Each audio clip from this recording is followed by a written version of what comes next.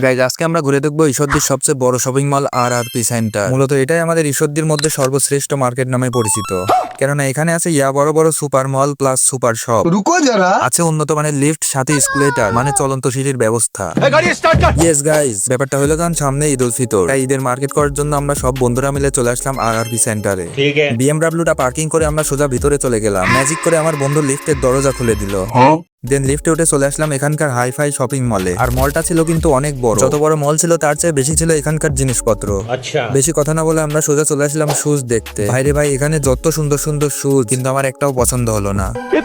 দেন আমরা এখানে জোস কয়েকটা শার্ট এবং টি শার্ট দেখলাম। ভাই এতগুলা শার্টের ভিতর কোনটা ছেড়ে কোনটা নিব বুঝতেই পারছি না। তার উপর সামনে পড়ে গেল জুয়েলারি শপ। উপলকে বললাম তোর গার্লফ্রেন্ডের জন্য কিছু নে। উপলে রিয়াকশন, দেন এখানে কিছু সানগ্লাস ছিল, আমরা সেগুলো ট্রাই করলাম। আর কি বলবো ভাই, কালো চেহারাতে কিছুই মানায় না। আর হ্যাঁ গাইস, সুপার শপের ভিতর ভিডিও করা পুরোপুরি নিষিদ্ধ। তারপরেও আমরা ব্লগ বানানোর জন্য ভিডিওগুলা খুব রিস্কে করছি। আর একটা সময় ভিডিও করতে গিয়ে আমরা ধরাও খাইছি।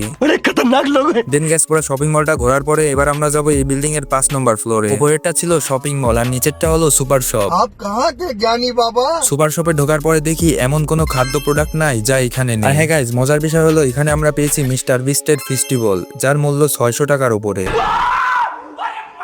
ভাই মিস্টার বিস্টের তো এমনিতে অনেক টাকা, তার উপরে চকলেটের দাম এত কেন নেয়? দেন গাইস, পুরো শপিং মলটা ঘুরে আমাদের একটা জিনিসও চয়েস হলো না। চয়েস বলতে গাইস, আমাদের কাছে কোনো টাকাই ছিল না, আমরা এমনিতেই হুদায় ঘুরতে গেছি। আর মার্কেটটা তোমাদের কাছে কেমন লাগলো কমেন্টে বলে যাও। চিলড্রেন, বাই বাই, আল্লাহ হাফেজ।